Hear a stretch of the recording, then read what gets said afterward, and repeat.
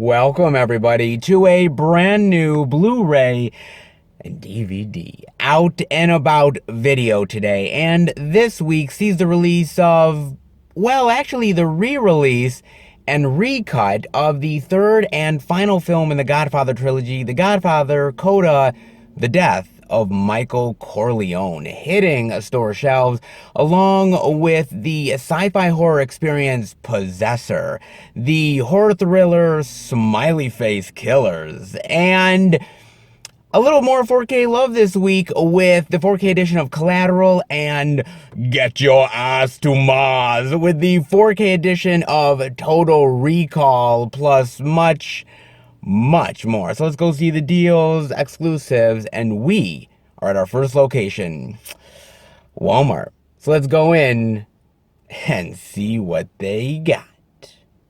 All right, everybody, we are in at Walmart, and there is actually a few things worth checking out this week, thank God. And they do have the complete third season of Yellowstone for 1996. Now, I have shown off Yellowstone in the past, the previous seasons, but I've never seen a single episode of this show. I mean, I love Kevin Costner. From what I know some of the actual story here, and it's basically like good old-fashioned, cowboy ranch drama is pretty much what it is. Almost reminds me in some ways of like a modern version of Dallas or something like that. The betrayals and the alliances and the cheating and you name it, man. Good Lord, all the drama that you can handle, man. But what actually intrigues me about the third season, from what I know, is actually Josh Holloway, I believe, is in the third season. Yeah, he actually is. He is in the third season. And I love Josh Holloway. I mean, I am actually a huge fan of Lost. So, hello, he was Sawyer. So, I mean, I am a big fan of his character, of that actor. And it's kind of cool to see him doing more work. He doesn't get a lot of opportunities, especially after he did Lost. But honestly, I'm glad he's still working. I'm glad he's still getting out there. I mean, this is not the most high-profile show in the world. But I do know it's well-respected, though. So it's nice to see him getting some more work. Same with Kevin Costner. Taylor Sheridan. I mean, a lot of people, man. I don't know really much about it, but good old-fashioned cowboy drama. Can't be beat, baby. Cannot be beat. And there is actually this limited edition gift set for the first 3 seasons of Yellowstone, and that's for $49.96, which is honestly a really great price for all 3 seasons of the show in a really cool box. Unfortunately, well, first off, it does come with these collectible drink coasters, which is cool, not gonna lie. But the problem is the spider claws. Look at this. The spider claws, man. Oh, fuck. They ruin everything, swear to God. Because look, the packaging is now completely ruined. I mean, it is fucking destroyed, dude. And even in the copy in the back is the same thing. It has the same spider claws, man. And that's really unfortunate because, I mean, it's cool packaging. I like it. It looks really nice, man. But when you have this spider packaging, or the claws right here, it just really kills it, man. And again, I know you're paying for the discs and you're paying for the actual show itself, but you're paying for the whole package.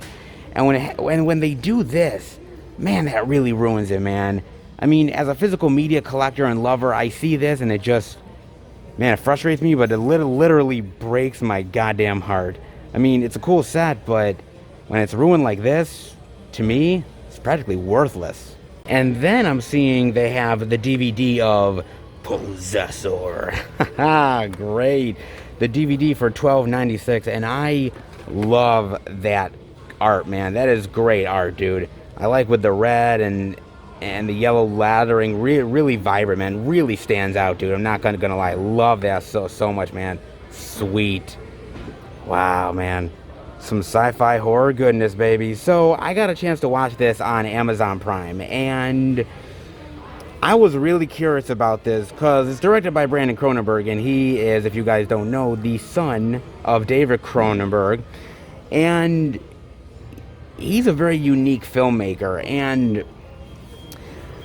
and so I was very curious about this. I like the idea behind the movie. Basically, it's about this chick who is this assassin, works for this corporation, and she goes into the mind of these other people. Like her mind goes into theirs, and she can use their body as a vessel in order to do the assassinations and killing, so that it doesn't get back to her exactly. And something goes wrong. Like her latest mind meld, I should say, with this dude doesn't go exactly as expected. So she doesn't know like quite where reality ends, and if it's her, if he's taking over, what exactly is going on, and all these sort of sci-fi goodness and madness and craziness that kind of happens from there. Now look, I love me a good sci-fi film. I truly do, man. There are some really great sci-fi movies out there, some real mind benders, and this is one of them. Truly is, man. I really love this. You got to know the female character, how troubled she is and traumatized, and just really unable to connect with reality. And I love the sci-fi aspect of going into somebody else's mind. And the visuals of that are stunning and really striking, man. I mean, it's literally almost like your body and mind are melting away and forming into this other person's personality. The visuals, it's almost like wax melting or something. The visuals are really haunting, man. And I love just the slow descent into madness and not knowing what's going on and if you're really yourself or not. And it's got some perverse sexual elements to it. It's got some really great dramatic, chilling, tense moments where you don't know exactly what's going on, but you know it's not good. I love the sort of modern yet futuristic take on the world, the technology. There's a lot of things to really love here, and the horror aspects and the sci-fi elements meld together really well. Honestly, they do, man. I mean, there's moments here, especially that part of the movie that right there, which is the image right there of this guy putting on her face and just going about sort of the memories of her life, and it's haunting, but it's beautiful, and it's kind of fucked up, but you can't look away. There's so much really great stuff here. This is truly a really great sci-fi movie. It's got great horror elements, and it's a great Cronenberg film as well. This is great modern day sci-fi horror, and Cronenberg, doesn't matter David or Brandon, they are some of the best. Truly are, man. This was really good, honestly. I was worried it was going to deliver, if it was going to deliver, but it honestly truly did. Really well done, guys. Honestly, Possessor is one of a kind. And one last item to look at here, and that is one of these new indie titles, Original Gangster, for $9.96. I gotta admit, I like the cover, though. The cover looks really striking. The yellow and the red and the smiley face and the frowny face. And it looks like that guy is ready for a goddamn fight, man. Look at that. Hero or menace, you decide. Original Gangster. Nice. It's got Steve Guttenberg, really. Another one with the Goots. Nice. Gangster is orphaned when gangsters murder his parents, but sentimental assassin Milo reaches his life. Years later, when cancer has reached after cancer. Oh, so it's kind of like he wants him for this job. He wants him to be sort of a gangster, one of them, but he wants a family, and he doesn't want to be an evil gangster. He doesn't want to get down to those other people's levels. He wants to live the simple and normal and legal life. Oh, God, that's boring. I should know. Oh, boy. Wait a minute. Is that Steve Guttenberg? No. Holy shit, I think that is. Dude, that is Steve Guttenberg. Holy shit. God damn, that is Steve Guttenberg, man. What? Dude, why does he look like a sort of older, more fucked up version of David Lee Roth? What the hell? Is he the main gangster? Dude, what in the world is going on, man, with Steve Guttenberg? Why is he wearing that god-awful wig? Dude. I mean, it looks like a cool movie, kind of like a, you know, kill or be killed, or if I want the simple life, I gotta kill every last one of these goddamn bastards, man. Especially Steve Guttenberg, because he should be just for wearing that goddamn wig, man. Holy shit. Oh my god. Dude. That is... Steve Guttenberg wearing a blonde wig and looking like David Lee Roth is truly frightening. Holy shit. Dude, I kind of want to know more about this. And just him wearing the wig kind of intrigues me enough to want to watch it. Wow. Anything for a paycheck, motherfucker. Anything for a damn paycheck. Damn. I love Steve Guttenberg. But that? Damn, man. Oh, wow. It looks cool, though. It looks like a cool little gangster shoot-'em-up type of movie. Might be interesting, especially for fucked up David Lee Roth's Guttenberg. Wow. I definitely was not expecting that this week. That's for damn sure. Very interesting. Dare I say, a few releases this week. Not an abundance of stuff, but hey, at least there was something to show off. And hey, something is definitely better than nothing. You know what I'm saying? Alright. Let's head out. I was coming in here getting ready to be like, okay, we're not going to see anything this week. I just thought there was no way we're going to see any titles here at this Walmart. Because let's face it, I have been down that road before with this Walmart. So sometimes I do kind of expect it. But actually, a pleasant surprise, well, only seeing 3 titles, but 3 titles are better than 0. Now, they didn't have everything new this week. I did ask about the Death of Michael Corleone disc, and this Walmart honestly did not get any copies in. And the lady who was filling some of the stuff said that she went to like one of the other Walmarts that are ways away, and they only got like 3 copies. So I have a feeling like at some of the Walmarts, maybe some of them aren't carrying it, or just have very few copies left. And some of them, like I even asked about Smiley Face Killers, and she said that the movie is too violent to be at a Walmart. Swear to God, it's too violent to be at a Walmart. The weird things that you hear, seriously, that's the explanation. Wow, I was not expecting that one either. I mean, hey, I'm still at least happy to show off some media, you guys know that, but, you know, it could have been a little bit better, but with this Walmart, it's always a gamble, you never really know, so I'll take what I can seriously get, guys. Hope you guys enjoyed it, even though we didn't get any Michael Corleone goodness or Smiley Face Killers, but hopefully we'll see that along the way. Not too bad. Actually, let's head to the next location and see what more we can find. All right, everybody, we are at our second location, Target. But before we end up going in, I gotta talk to you guys about something. Now, I was looking up 2 very different articles. One in support of physical media and one against it. And I kind of wanted to bring up a couple points from each of the articles and see what you guys think. Now, there is, well, I guess I should say that, you know, now with the COVID pandemic being what it is and people staying home a lot more, a lot of people are fighting for your hard-earned money. Physical discs are fighting for your hard-earned money. Streaming sites are fighting for your hard-earned money. And so there's a lot of these articles that steer you one way or another depending on your point of views.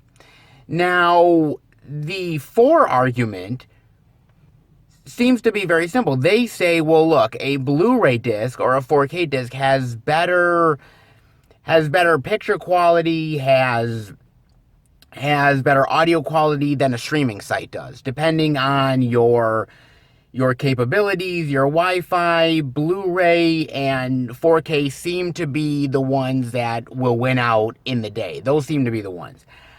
They also really talk about the fact of the shrinking library of movies that are on streaming versus physical. They talk about a lot of these unknown titles that are on physical versus streaming, and that is very true. You know, you're not going to find a lot of the titles that you see through Severin or Vinegar Syndrome or Code Red, you name it. A lot of these titles, you're not going to find them on a streaming site. For the most part, you're really not, with a few exceptions, mind you. Then on the other side, they basically are talking about, well, hey, disc rot. Disc rot is really bad, like seriously bad, and it could ruin your discs. And over time, guess what happens? Disc rot, which means you have to rebuy the discs. They also say that any of you physical media lovers out there who are putting your discs in plastic sleeves or paper sleeves in order to save on space, well, you've pretty much just screwed yourself over in the first place anyways, because that means that those discs are going to deteriorate faster than normal. And they talk about how streaming has more choices, and they go into a lot of things. Anyways, I guess it depends on where you land on it. I mean, you're watching a channel that promotes physical media, so you know where I stand. And pretty much you guys, most of the time, stand exactly in the same position that I am. I do get a few arguments from time to time for streaming only. And look, I appreciate every single argument I get from people because I love that discussion. I love that debate. It's always worth having. No matter whether, one person considers themselves right or another is wrong, doesn't matter. The debate is still worth it to have because I respect everybody's opinion. But that being said, we are in this now. This is happening. And you have to understand that within the last 10 to 15 years, physical media has slowly been losing a lot of support and dying. It has been. And streaming has slowly continued to gain more momentum. And I think at the end of the day, when I look back at 2020, when I look back at the physical media versus streaming debate, I look at COVID as possibly being a turning point in some way, good or bad, to where we are with physical media at this point. Because I think with everything that's happened with the streaming sites and everything that's happened with people staying at home and the availability of titles, I think people have started to learn and to understand that physical media is more important than they might have given it otherwise. On the other hand, streaming sites are booming. Netflix is booming. Disney Plus is booming. Hulu is booming. All of these other places are booming because they're offering convenience. And we know that in today's society, in today's world, convenience is king. So I think both come out of 2020 looking relatively respectful. I think they come out looking better than what they did when the year started. I do think at the end of the day, physical media has a lot to prove to people, and it always will. That's just the case of it. Physical media is always going to have something to prove to people. Because I think a lot of people look at physical discs and they look at that technology as ancient, old, out of date, not hip or cool anymore. And physical media always has something to prove. And I feel like that with these major studios like Disney and some of these other places, they're going through the motion putting out the media. Yeah, they like putting out the media. The media is cool to put out. But they know that eventually, they have the streaming sites to look back on. They have other things that are going to make them money. If the media stays, the media stays. On the other hand, you have a lot of these boutique labels, as I said, the Severins, the Vinegar Syndromes, the Shout Factories, the Criterions. You have those companies that this is their life.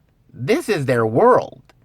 And they need to trust in the business of physical media. They need to believe in it. They need to have their consumers believe in it and continue to have that support, or they're going down.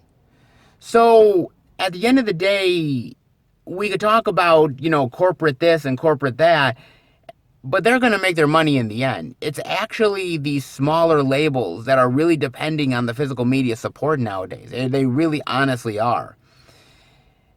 And, we can talk about disc rot all day long. We can talk about being in paper sleeves. We can talk about the availability of titles.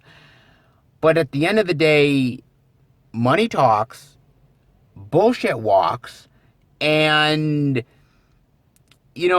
what's ever going to make these companies more money is what they're going to go with. So, I look at 2021 as hopeful, and I look at 2020 as has been a complete and utter clusterfuck in so many ways. But I think that in some ways, maybe physical media has proven to be more viable in 2020 than people would have honestly thought before the year started. That's just my guess. I don't know. I mean, I think both come out smelling good, streaming and physical, but I think physical media has gotten a little bit more love this year than it would have normally had in just an average, normal, regular year. I want to know what you guys think. The arguments for and against, do you really think that physical media needs to survive, not just for these corporate ones, but for the smaller labels who definitely, this is their bread and butter? Where do you think 2021 goes? I'm curious as to what you guys think. I truly do. Definitely let me know. I'm seeing a lot of arguments for and against, but it's always fascinating to read them. And sometimes I agree with them, and other times I think they're way off, but always fascinating. But speaking of titles, well, there was some decent stuff over at the first Walmart. Not barely enough is what I wanted, but there was some stuff. Which means that maybe Target will too. Let's hope. Well, with Target, just like the first Walmart, it's a real gamble. But, I always pray the physical media guys will have some good stuff. So let's hope they deliver this time. Let's head in and check it out. All right, we are in at Target, and the first thing I'm seeing is they do have season 3 of Yellowstone. Very nice for $22.99. Oh, fantastic, man. Now, I was kind of looking this up because I was really curious, because Kevin Costner, maybe he has done a lot of TV, but I was doing some research, and no, he really hasn't, actually. He did like a few episodes of that miniseries Hatfield and McCoy's. He did that. He did this Earth Day special in 1990, some weird Earth Day special that I have no idea that even existed. And then he also did an episode of Amazing Stories back in 1985. Yeah, crazy, right? Like, I didn't even know he was in Amazing Stories, but I did some research, and he was. Wild, man. And so he's not really much of a TV guy. He's a movie guy. And so the fact that they got him for this is a big get, because he rarely ever does TV. But as I've kind of said to you guys in the past, with Hollywood, man, Hollywood is very fickle. And when you get a certain age, I don't care whether you're a man or a woman, doesn't matter. At a certain point, if you're not delivering for Hollywood anymore, and you've aged to a certain degree that they don't want to put you in lead roles, they're going to throw you away and lock the key. That's it. They're done. They're not going to deal with you anymore. And that's exactly what I've kind of seen with Kevin Costner. I mean, he still gets the occasional good role. Don't get me wrong, like in Man of Steel, playing Superman's father. I mean, there is good stuff out there for him, but it's not the major lead, starring, everybody's talking about you type of stuff. So maybe he had to go to TV eventually. Maybe that was the best place for him as far as keeping his career alive. And it seems like it's paid off. Yeah, Yellowstone is critically well received. People like it. They come back for more. The ratings are good, so maybe it was a smart move. I'm kind of curious as to what you guys think. Do you think that actors like Kevin Costner really have no other home other than TV, or do you think that there's still a place for these people in Hollywood? It just depends on the role. I'm very curious, guys. Very curious to what you guys tell me about this one. I'm very, very curious on that one. But I love Kevin Costner. I love him. He's a great old school actor. But if you're not getting the roles on movies, well, you gotta go somewhere, man. Well, that's the truth.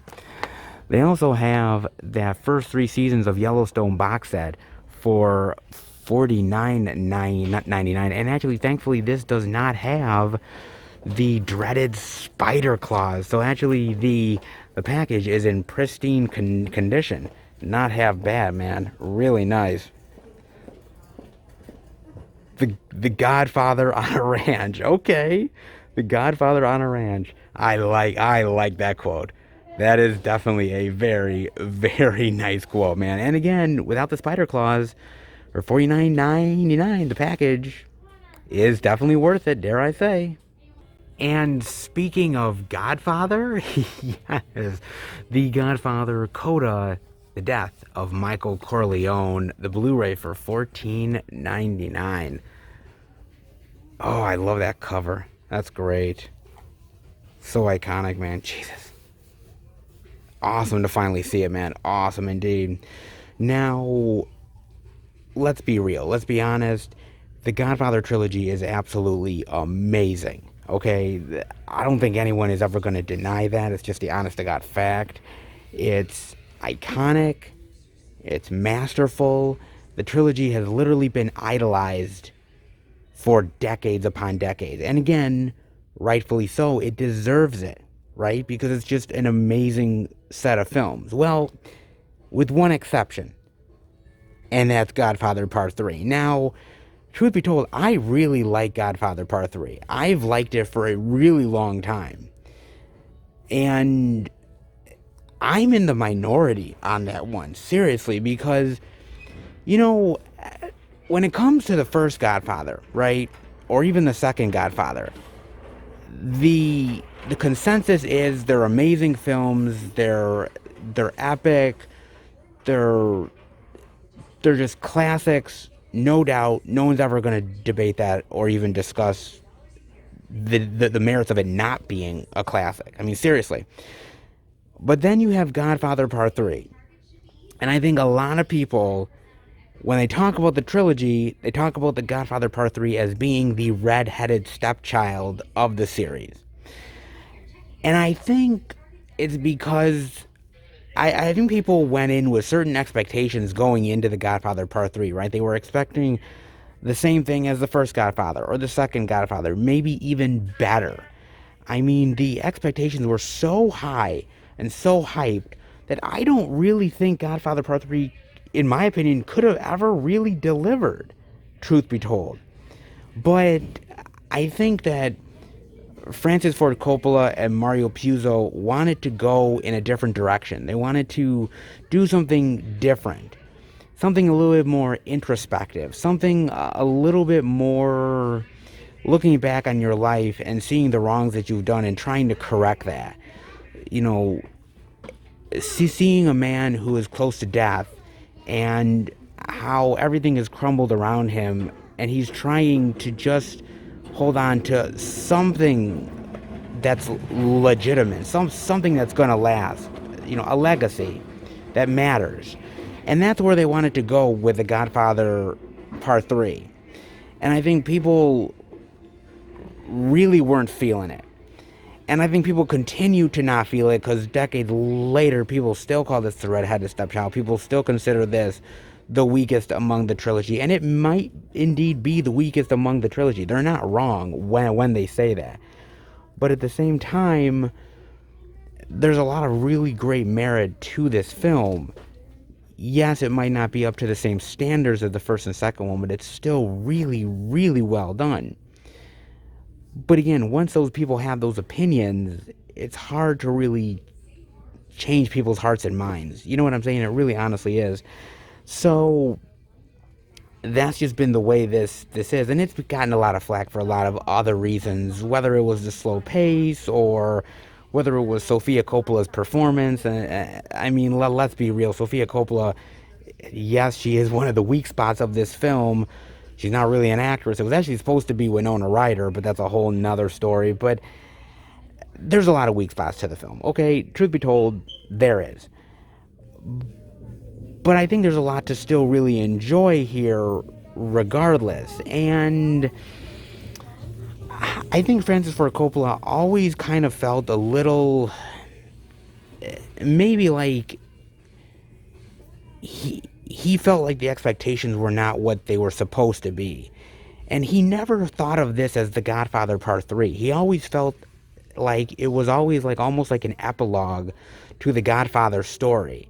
That it was never actually a Godfather movie, more as like just seeing the end of this person's life and seeing what happened to them. And he always sort of wished that maybe he could go back and change things. Well, now he actually did with The Godfather Coda, the death of Michael Corleone. Now, this has a completely different beginning, a different ending, and the edit is actually really different from the original film. It switches a lot of scenes around. There's scenes that have been taken out of the film. You know, certain things that, storylines that maybe were kind of left a little unclear in the original cut have been being more prominent. There's a lot of differences here. I did watch this on Amazon Prime just because I own the Godfather trilogy on Blu-ray. I've seen the original cut of Godfather 3 quite a bit, but I wanted to see what the differences are and if there actually are improvements here. Now, what I will say, guys, is that I do actually like the edit. I do actually think the edit really works. I think the beginning is way better than the original. I like the way they move the scenes around. That actually the structure of it honestly works a little bit better than the original does. It feels like it flows a little bit more, that it's telling a better story. The ending is good. I like the ending, but I think I like the ending a little bit better in the original cut of the film. I think I do. It's still a great ending, and it's really powerful, but I think the ending in the original is just a little bit more powerful, packs a little bit more of a punch than the ending here. Now, is this a perfect edit of the movie? No, unfortunately, it's not a perfect edit of the movie because, unfortunately, truth be told, there's always going to be flaws with this film. There's always going to be some sort of flaw with it, and there's always going to be, unfortunately, the mistakes are always going to be the mistakes. The flaws, like the acting from Sofia Coppola and everything, are always going to be there. It's kind of hard to hide it, unless they completely refilm the goddamn thing, and that was never going to happen. But I think overall, this new version of Godfather Part 3 is a better movie. Warts and all, it is a better movie. It's never going to be up to the standard of The Godfather. It's never going to be up to the standard of The Godfather Part 2, but it was never going to be. I think it's a great coda, a great ending to the Godfather series, and a great way to end the story of Michael Corleone, his life, the people that he's affected in his circle, and how success can turn into major tragedy. So there is a lot here that I do really like, and I think the film is a little bit better because of the edit and restored by Francis Ford Coppola. Does it make the trilogy worth it? In my eyes, the trilogy was always worth it. I've always loved the trilogy. I think the trilogy is absolutely amazing. Even the third film that continues to be maligned to this day. But I think this is a great way to say to the fans, this is what I always wanted to do as far as Francis Ford Coppola is concerned. And I hope now that I've fixed some issues and I went back and made it the way that I kind of wanted to make it, hopefully people see it in a new light. And I'm kind of hoping that's the case for Godfather Part 3 or Coda, the death of Michael Corleone.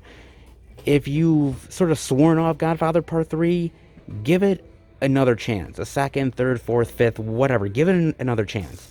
Because I think there is a lot to really like here. And I think that the movie has improved enough to see it in a different light compared to the other Godfather films. I truly do. I enjoyed it. But then again, I'm a fan of Godfather Part 3. So hate on me all you want, guys. But I truly think the third film definitely deserves way more respect than it gets. And hopefully with this version, it is going to get it. That's what my honest hope is, guys. Truly. A film that I think has been in movie jail for way too long. My personal opinion, guys, but definitely well worth revisiting. That's for damn sure. But not half bad. A couple titles worth diving into this week. Not much, but still something. All right, well, how about we head out? Well, it's a little topsy-turvy this week. I mean, one store has Possessor and doesn't have the death of Michael Corleone. The other has the death of Michael Corleone and does not have Possessor. One has something, the other doesn't, vice versa. Whatever. I mean, we definitely didn't see Smiley Face Killers. I mean, if it's too violent for Walmart, you definitely aren't seeing that motherfucker here at Target. That's for damn sure, man. So, I mean, not much media to show off, but I guess a little goes a long way. I guess. I mean, hey, I'll take it with this place. You know what I'm saying, guys? Oh, and one other thing I wanted to show you. So, last week I showed you guys the 4K editions of the Lord of the Rings trilogy and the Hobbit trilogy. So I showed you both off, and some really great 4K editions. However, look at the Lord of the Rings 4K trilogy. They've actually sold everything but one copy here, which is really awesome, man, for $89.99. However, the Hobbit trilogy is still all here. All the copies of the Hobbit trilogy are still here. It hasn't sold one single copy. I think that tells you the trilogy that people are kind of preferring to buy. You know what I'm saying? I told you people weren't really high on the Hobbit trilogy, and maybe this kind of proves it. Just saying. You know, hey, maybe you guys can prove me wrong on that. But right now, I'm glad Lord of the Rings is selling. The Hobbit, I don't know. I just wanted to kind of point that out, guys. But not bad here. I mean, a couple of titles, and definitely seeing the death of Michael Corleone, great to finally see it. Not bad at all, man. Well, let's hope we get to see more physical media at the next location. All right, everybody. We are at our third location, the second Walmart. I'm going to go in and check out if there's any interesting indie media worth checking out. If there is, I will bring it back to Film Fan 108 HQ and show it off for you guys. But before I do that, oh my God, this is a real thing. I'm about to talk about a real thing. I cannot believe this. I want to talk about a trailer. Presented by Lifetime and Kentucky Fried Chicken, a recipe for seduction. And Mario Lopez plays the Colonel. He plays Colonel motherfucking Sanders. I kid you not. This is a Lifetime mini movie. This is real. This is happening, like next week happening. Like, holy shit. Mario Lopez plays the Colonel. What world are we living in? Oh, Jesus, man. If 2020 wasn't already a clusterfuck already, man. Jesus Christ. So basically, this movie about this rich woman who, I guess this guy is gonna marry her. He's kind of a slime ball, I guess. You know, gonna take her for her money and just manipulate her. And the girl falls in love with Harlan, Colonel Sanders. And she's like, well, he's got a secret recipe that's gonna change the world. And wow, let me guess. It's the fucking chicken, isn't it? Like, oh, Lord. Oh, of course. Of course he has a secret recipe for the fucking chicken. Oh, man. God. And then suddenly, like, the mother and the fiancé are plotting to kill the Colonel. And it's sex, murder, lies, all everything you expect from a Lifetime movie in this presented by Kentucky Fried Chicken Colonel Sanders movie. So you have Colonel Sanders in a typical Lifetime movie. I Damn, I want to know. Seriously, I want to know. Can I be a fly on the wall in that fucking boardroom or whatever pitch meeting that they're in? Like, seriously, I want to know, man, because goddamn, somebody's getting paid way too much money for this motherfucker. Seriously, somebody's getting paid way too much money. I mean, maybe it's a bit of a joke, obviously, because looking at the trailer, they play it off as serious, but maybe they're playing it off as serious as kind of like, hey, this is kind of like a jokey type of thing, whatever. But, oh my God. Oh my fucking Lord. Oh God. This is real. This is real. This is very real, guys. The colonel the colonel is in a Lifetime movie. Played by muscly Mario Saved by the Bell Lopez. Oh my God, man. You can't make this shit up. You seriously cannot make this shit up. Look the trailer up. Look at this motherfucking trailer.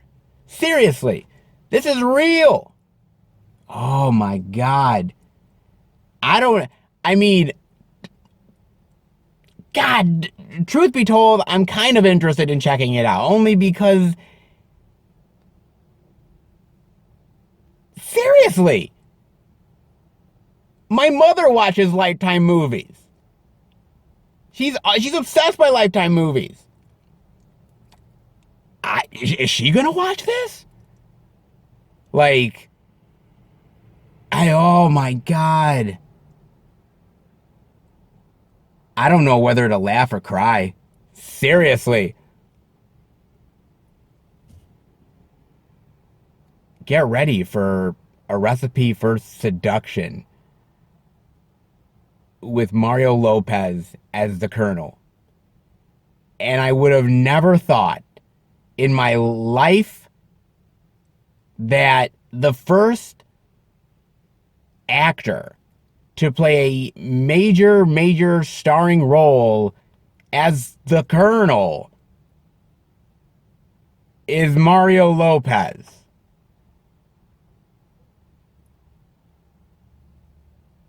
We've only got a few more weeks of 2020 left. What's left to shock me? I don't know, man. I mean, fuck.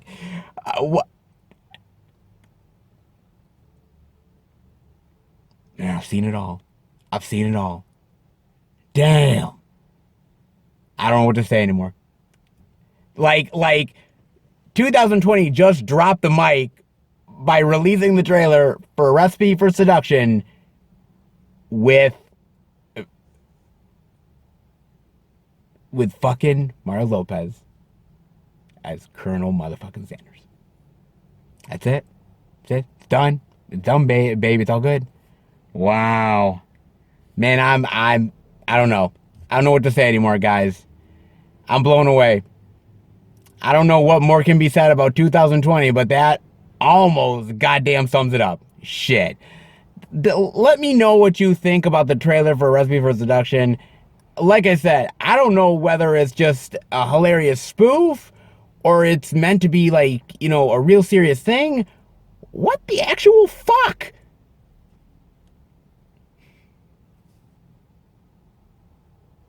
The things that I cannot unsee. God damn, man. Definitely let me know about that trailer. Holy shit. Oh my God. What more can 2020 bring? I don't want to know. I don't want to know. In the meantime, let's go into the second Walmart and see what physical media we can find. Well, we are in at the second Walmart, guys, and you know, looking through all the shelves and everything, I noticed that it's still a bit of a dead zone a little bit. There's stuff that they don't have, a lot of empty areas, but that doesn't mean that there still isn't any media to show off. In fact, I found 8 titles worth showing off at this second Walmart. Stuff that we have not seen at any of the other stores yet. So, I think you know what that means. Let's head back to Film Fan 108 headquarters and show off some physical media goodness. Seth, how about you take it away, buddy? Thank you, Seth. I think I'll take it away from here, buddy. Yes, actually, the second Walmart had titles this time around. I'm honestly just as shocked as you guys probably are. Because honestly, the past, I don't know how many weeks, we really haven't seen much media over at the second Walmart. Truth be told, it's been really empty. And I mean seriously, seriously empty. Either they're not ordering the product, or they're just shit out of luck. I don't know, man. Seriously, it's been kind of strange because usually earlier on in the year we would find so many titles at the second Walmart practically every single week. And then, yeah, nothing. So it's been kind of odd and been really strange. And so I just assumed this time around that we probably weren't going to see anything at all. But surprise, surprise, from time to time, well, I guess the second Walmart is going to surprise me. And this time around, well, seems like some really weird stuff. 8 titles. I don't know what to expect, but how about we dive into them? Let's start down the path of interesting and weird Walmart physical media goodness, shall we? And the first thing I'm seeing is they have the 24th, inspired by true events. I like the cover, very patriotic. Very patriotic indeed. Wonder what this one is about. William Boston has just joined the all-black 24th Infantry of the United States Army, a natural leader. Boston quickly rises within his troop and is looked up to by others. When the house runs rampant after endless brutal acts of violence. Oh, interesting. Okay. You know, this does look pretty good, honestly. It really does, man. You know what it kind of reminds me of, actually? It kind of reminds me of that war movie, Glory, with Denzel Washington and Matthew Broderick. Kind of like, these black soldiers and how there was a lot of racism and anger towards them. Kind of like the same thing here, man. Very unique, very interesting. Of sort of like, when you're in the army, it's brotherhood, it's every man coming together for the common cause. So this is kind of interesting, sort of the challenges of racism within the army and trying to overcome them. Probably a really good, interesting movie, dare I say. Probably not half bad. And it's time for a little faith under fire. Look at this. Possibly another religious, faith-based adventure? Ooh, I'm feeling it, baby. I'm feeling it. Faith Under Fire with Kevin Sorbo and Dean Cain. Kevin Sorbo and Dean Cain in the same movie together. Man, blows my friggin' B-movie mind. Well, since they're doing more religious movies now, I guess I should say my religious mind? Me religious? Come on, no. Of course not. I'm a lot of things, but heavily religious certainly ain't one of them. Put it that way, guys. But very interested in this one. The courage to rise above.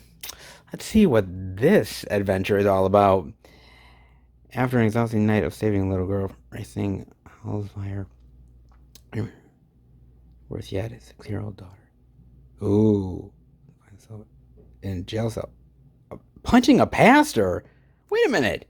What the hell did the pastor do? God damn, man. He probably just told him to have faith. Oh, that's why. I mean, telling a depressed firefighter to have faith? Yeah, the pastor was kind of out of line. He probably deserved to be punched.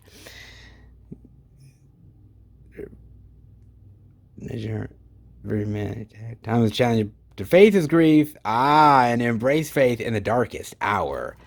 of his life. Okay, all right.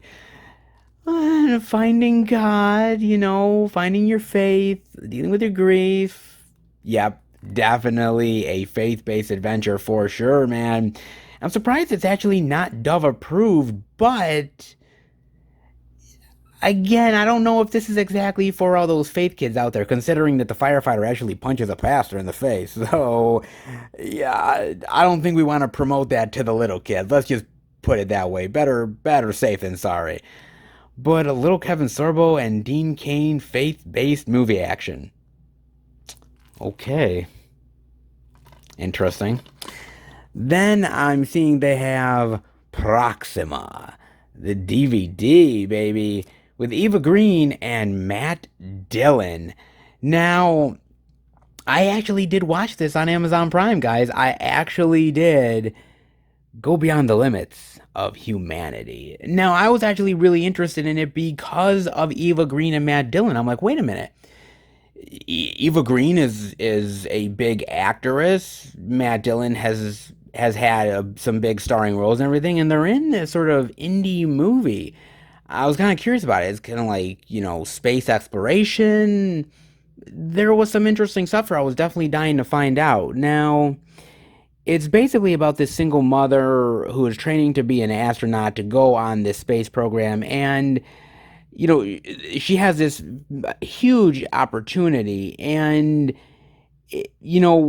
she wants to go on this mission. She wants to train. She wants to deal with going into outer space, but she doesn't really want to leave her daughter behind, and sort of the drama and the complications of that. It's not actually a space exploration movie. That's what I went in thinking it was going to be, but actually it turned into sort of a family drama in a lot of ways. That's not to say the movie's bad, because the movie actually is pretty decent. I thought the acting was really well done. Eva Green's amazing here. Matt Dillon is actually really solid. I like the little daughter here. And I like the training sequences that Eva Green goes through to try to be an astronaut. Man, talk about like grueling stuff that you have to do, man. I mean, I kind of knew some of it through, sequences that I've seen from Apollo 13 and other movies, but this was like, wow, man. Just the kind of just really this difficult task that you have to do, and just the mental stage you have to be in. Man, it is really intense. And I give her a lot of credit. I give the movie a lot of credit. It is kind of slow and kind of meanders a little bit. And I can see how people might find the movie kind of boring, considering that from the cover, it kind of comes off as possibly a great, cool exploration flick with Eva Green and Matt Dillon. And that is totally not what you guys are getting. Totally. Like, the synopsis doesn't really meld well with the actual cover, but that being said, it is a good dramatic movie, and the acting is decent, and I'm not gonna lie, you do get a little side boob with Eva Green. So, if that kind of entices you, then maybe Proxima is worth it, man. But it's not what I was expecting, but it ended up still being a decent movie worth watching. A little long and drawn out, but not half bad, though. Not half bad on that one, man. And then, what in the world is this? What? Bobbleheads, the movie. Big heads, bigger attitudes. Oh my God. Jennifer Coolidge, Luke Wilson, and Cher. Bobbleheads, the movie? They actually made a fucking Bobbleheads movie? Damn, man, Hollywood is running out of ideas. I'm telling you, man, they are seriously running out of ideas. Bobbleheads, the movie? What? Whoa! Look at Cher. Oh, that is the stuff of nightmares, baby. Look at that. Like a bobblehead of Cher come to life. Look at her gigantic head. Oh, man, that would... I don't know if I'm going to sleep well tonight. Like, good God. Oh, Lord. Featuring an all-star cast. Insane. Luke Wilson. I'm a family favorite. More like a family nightmare. Right for a big shake-up. Misfit bobbleheads take on trashy humans and slobbery dogs who crush their home with plans to swap a new baseball player bobblehead for a valuable one of them. They find the courage to bobble up for an outrageous battle of wills and wobble. Oh, fuck me. God damn it. Seriously? They made a bobbleheads movie? I mean, I know they made that Emoji movie a few years back, and I know people really shit on that one. Like that was like one of those movies that, boy, man, was one of those ones that you'd probably flush down the fucking toilet. Well, bobbleheads will now join the Emoji movie. Good God, I don't know, man. I mean, I kind of like the cover. It's going to, I mean, kids are gonna like it. It's gonna attract kids, and maybe the kids will find it somewhat unique and interesting. But I don't know, man. This is like the lowest common denominator. Bobbleheads? Like, what's next, man? Like, what are we gonna do next? I don't know what the next big craze thing for kids is. I mean, emojis was one, bobbleheads is another. I don't know. I was a kid once and I dealt with some weird fucking movies back in my day, man. I dealt with My Pet Monster, the movie. I dealt with Care Bears, and I dealt with a whole bunch of weird shit, man. I, I just can't. I can't, man. I can't subject my brain to this. I can't. I just, I gotta watch a lot of shit. Trust me, I watch a lot of shit. I can't deal with this. No, not bobbleheads. I'm not doing it, man. No, fuck that.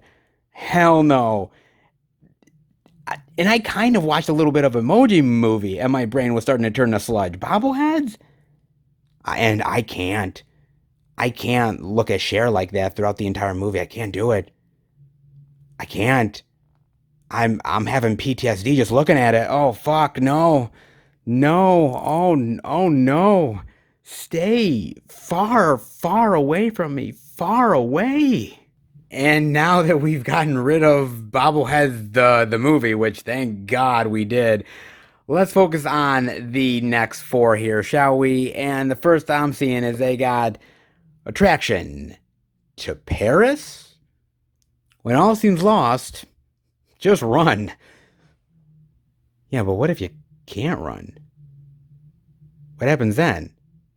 Are you just lost? I'm so confused. Attraction to Paris. Oh, Lord. With Tara Reid. Oh, Lord. Tara. Look at you. So far down the rabbit hole, baby. So far down. See what this is about. Heather is a young college student who is backpacking across Europe to experience the continent, while in Paris, it's a Dutch named partying. Oh, wandering into a terrorist apartment. Don't you hate when that happens? You're having a good time, you're partying, you're hungover, and the next thing you know, you just accidentally walk into a terrorist apartment. Man, such an inconvenience, man. Breaks up the party every time. Damn. Oh, he kills the terrorist. Okay, and now they're on the run after the associates are trying to seek revenge. Okay. Well, good luck to them. It's kind of interesting. So they start out backpacking. Hey, we're having a good time. We're partying. Hey, whatever. And next thing you know, it goes from partying and, having sexual adventures to running from terrorists. God, I'm so glad I'm boring. God, I'm so glad I'm boring. I really am. I'm so glad that I have no interest in backpacking or going to other countries. You know what? I'm going to stick in my apartment with my physical media. That's what I'm going to do. And you want to know what? It's a good life. I don't have to run from terrorists. I mean, it'd be nice to, have, some interesting, backpacking adventures that end in some sexual exploits. I'm not going to lie. But I think I'll skip the whole running from terrorists thing. And who the hell is Tara Reid in this? Seriously, who the fuck is Tara Reid? And honestly, do I even believe that she can actually handle that gun? Probably not. It's Tara Reid. Yeah, I can't even believe her handling a sandwich, for Christ's sake, let alone a fucking gun. Get out of here. The next thing I'm seeing is they have the Blu-ray DVD combo of Righteous Villains. Another faith-based movie? Maybe. Before the apocalypse, there will be war. Okay, very interesting and unique cover. Chick with angel wings. Some guy with devil horns. Some dude wearing an S&M mask. I don't know what the hell to make of Righteous Villains. Seriously, I have no idea, guys. Okay, what in the world is this? In this modern day tale, the damned are on earth and hell is empty. Hell is empty? Well, God, that's no fun. Well, that sucks. There is one boy who has the power to save humanity, but he has been captured by followers of the devil, known as the Illuminated. Julie and Harold are descendants of followers of Christ and only two capable of saving the boy. They journey together to the den of the devil. I love that. It just can't be called the den. It's got to be called the den of the devil. I love it. It makes it more evil, baby, more evil, man. Who has been incarnated in the body of a serial child rapist? What the fuck? What is this? Hell is empty. A boy that's supposed to be the savior is kidnapped, and Satan is in the body of a child rapist. What? This is weird, man.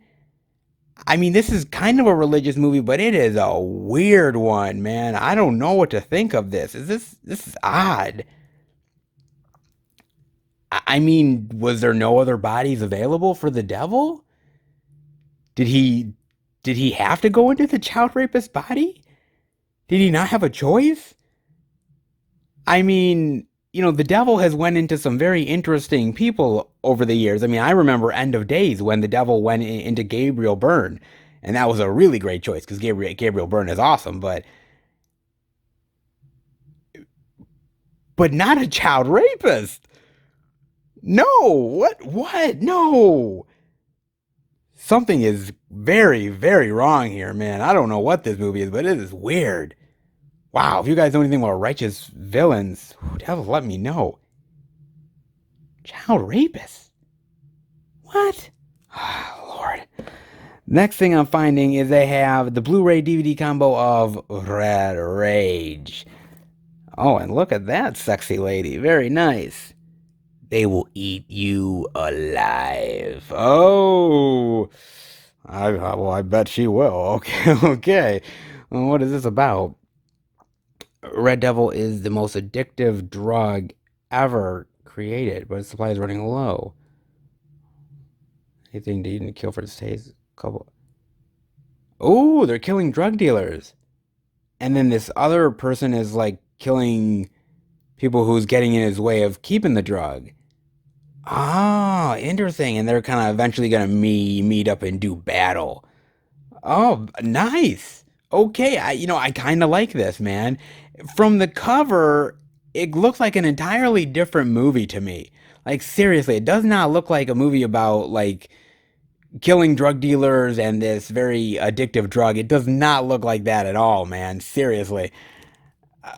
But it kind of is unique and interesting to me. I like the red lighting here. I like the idea of this very addictive drug that is making people go crazy and nuts, and these people are like taking out these drug dealers. It kind of reminds me of a movie that came out a while back, VFW, another movie about a very addictive drug and whatnot. It actually looked kind of interesting to me. I mean, hot, sexy chicks, drugs, insane people, death, destruction. Right up my alley, baby. Not bad. Kind of looks actually decent. And then the next thing and last I'm seeing is the Blu-ray DVD combo of Dead Heading Evil on a Plane. Okay, I kind of like the cover. Interesting. Wow, what is this one about? Oh, maybe she's going for a little sex, joining the Mile High Club, huh? Maybe she is. Let's see what this is about. And is a flight attendant who hates her job. Okay. Well, a lot of people hate their jobs, including me. She deals with passengers throwing up, men groping her in long hours. When she arrives in... Oh, not a little fling with a really handsome guy. Okay, I like that. I like where this is heading. Oh, he he's dead. Well, shit, what did you do? I mean, did you fuck him to death? Honey, we only asked for the Mile High Club, not the Death Club, honey. Shit. Damn, we didn't want him in the casket. Shit, man. Let's see here. But who did it? Huh. Very interesting. So, actually, I'm not gonna lie. I thought this movie was going to be some sort of like horror comedy. Maybe like some sort of romantic horror comedy. I mean, just from the cover, that's kind of what I thought it would be. But this is now like turned into a full-on like murder mystery whodunit. Very interesting. Like, she hates her job. She hooks up with this guy. Guy is dead in her bed. And now she's wondering what the fuck happened, who did it, and how am I going to escape this madness? I kind of like that. Very interesting. Deadheading evil on a plane. Like I said, I thought it was going to be something entirely different. I mean, as I said, just like with some of these other movies, like when you look at the cover and then you look at the synopsis, like they're two different things. Literally, they do not make a single sense. But I'm kind of intrigued by the plot of this. I wonder, like, is it going to be like a serious, straight-laced movie, or is it going to be something a little bit more bizarre and out there with little comedic elements? It kind of looks like it will be. But I don't know. This is an interesting movie. I'm not gonna lie. It's kind of intriguing me. I'm interested. Seriously, I am. I am very interested in Dead Heading. I just have to remember one thing. If you're gonna have sex, don't have sex with a, depressed and crazy flight attendant. It's okay to go on the Mile High Club, but sometimes maybe, step off before you end up actually getting a ticket to death. Yeah, probably. I'll just remind my girlfriend we're never going on the Mile High Club. Ever. Well, never say never. Never say never. Oh boy, some interesting physical media goodness this time around. Not half bad. Some really weird stuff though. Ah, man. The stuff you can find at Walmart. Firefighters beating up pastors, running from terrorists, crazy drug people, the Mile High Club gone deadly, angels versus a child rapist, and you know what? I just realized something, guys, that when the nuclear holocaust happens, three things are going to survive. Cockroaches, Cher, and Cher bobbleheads. Oh, good lord, man. Good frickin' lord, dude. Wow, what a weird stack of media this was from the second Walmart, man. I gotta tell you. Weird indie goodness from Walmart cannot be beat. I'm telling you. Whew, some weird stuff, dude. Where do they come up with this shit? Wow, man. Nuts and crazy. I hope you guys enjoyed it. Some great physical media indie goodness from the second Walmart. It's been a while since we've had a really, really great stack, and that is all kinds of weird madness and fun. But some of them look good, some of them look weird, and some of them downright just look ugly. Regardless, hope you guys enjoyed it. It's nice to find a few interesting titles over at the second Walmart.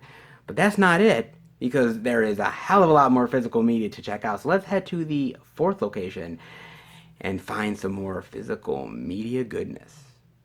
All right, everybody, we are at our fourth and final stop of the adventure, and that is none other than Best Buy, baby. The Beast, Best Buy. It's been kind of interesting this week. Some media we've seen, some media we haven't. Some stores have certain titles, other stores don't. It's been a little bit of a mix, but I'm very curious as to what the Beast Best Buy is going to have in store for us. Usually we do save the best for last. Some cool exclusives, 4K editions, and all the titles in between. And hopefully this time Best Buy will definitely deliver. Well, let's hope. Let's head in and check out all that physical media goodness. All right, we are in at Best Buy, baby, and the first thing I'm seeing is the 4K Ultra HD Blu-ray of Possessor for, well, there is no price over here, guys. Apologies for that one, but this is a really nice cover. It's pretty much the same, except the DVD one was red. This is more like sickly yellow with sort of the black lettering, which is really nice, man. Look at that. I like that a lot, man. Again, same image, but for some reason just even more weirder in sickly yellow.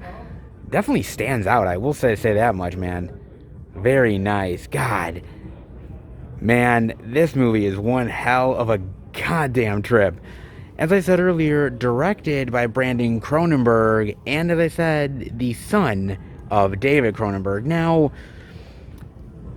it must be really hard to follow your parents' footsteps. Really, and I'm serious about that, because some fail very miserably, some kind of succeed, but others fall extremely flat on their face. And truth be told, Brandon Cronenberg could have easily fell on his face, because you're following David Cronenberg. I mean, think about this for a second. David Cronenberg was one of the best when it came to body horror. Seriously. I mean, think about Scanners, think about The Brood, Videodrome, The Fly, and so many others. Existenz, which not many people talk about, and they really should, because it's really awesome, actually. There's a lot of really, really great ones out there, and he was doing it long before others really got on board and got on the train. And then later on in his career, he sort of went away from that. You know, History of Violence and Cosmopolis and a few other things. I mean, he didn't really do body horror anymore. He went for more like drama stuff than anything else. So, you know, who's going to take up the mantle? Well, clearly Brandon Cronenberg is going to take up the mantle, guys. And he has done an amazing job following in his father's footsteps. He really honestly has, man. Truly. I mean, this is not his first go-around. He did do a movie called Antiviral, which was really interesting. It's a sci-fi dramatic horror film of these obsessed fans who buy diseases that celebrities have had. And so they kind of feel like they're a part of the celebrity. It's kind of weird and a little fucked up, but it was sort of my first taste of Brandon Cronenberg. And it was the first time that I realized, okay, this guy, he's not just somebody who wants to take over for his father. He's somebody who actually has real talent and really knows how to tell a story and can really do some very unique and interesting body horror. And that's when I was like, okay, I got to keep a track of this guy. And watching Possessor, it's just reached that next level of going into that sci-fi weird body horror territory where it messes with your mind, it's psychological. he is the next leader in body horror. He truly is, and he's great at it. He's fucking phenomenal, man.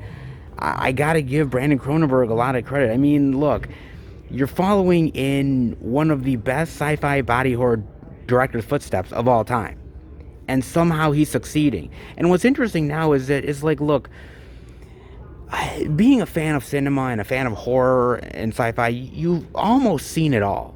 You really have, especially with me. And so you're always wondering, what are they going to show? What are they going to do next? How are they going to up the ante?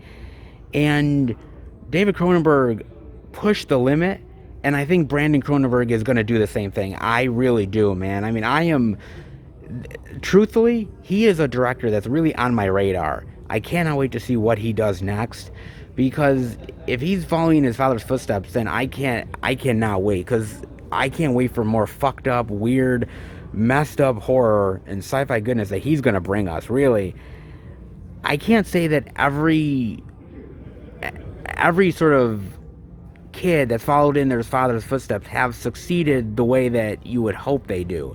Like a Sofia Coppola, is she as good as her father? No, she's not. And a few other people haven't really fit the bill.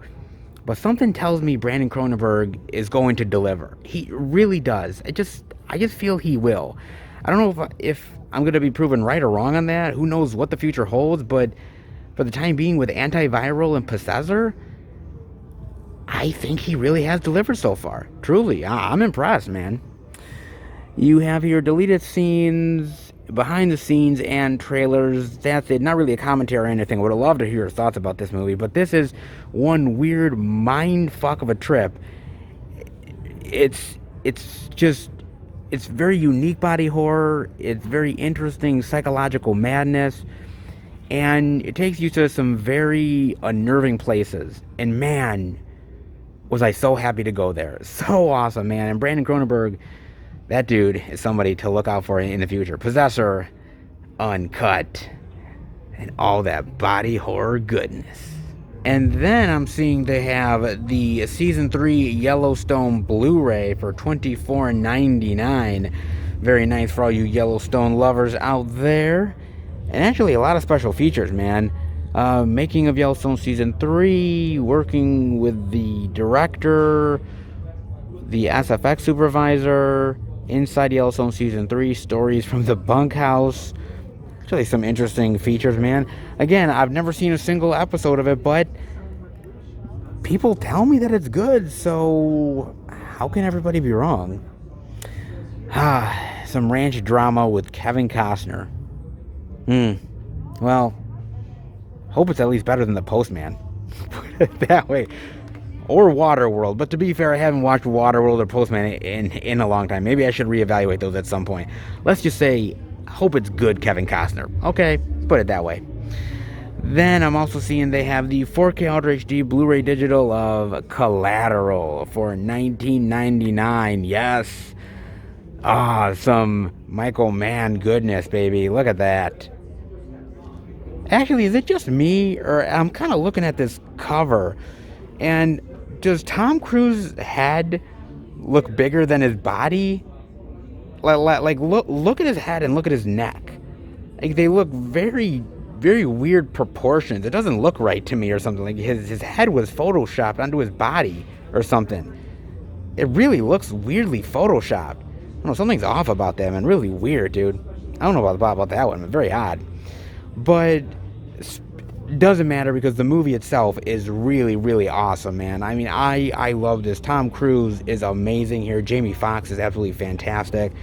And I just love how basically it's just Jamie Foxx, driving this guy around, and like Tom Cruise just being this just assassin, evil, badass motherfucker, man. Tom Cruise is great here. He is fucking unhinged, and he is out to kill. And nobody is stopping this motherfucker. He is awesome here. Really just badass and ruthless.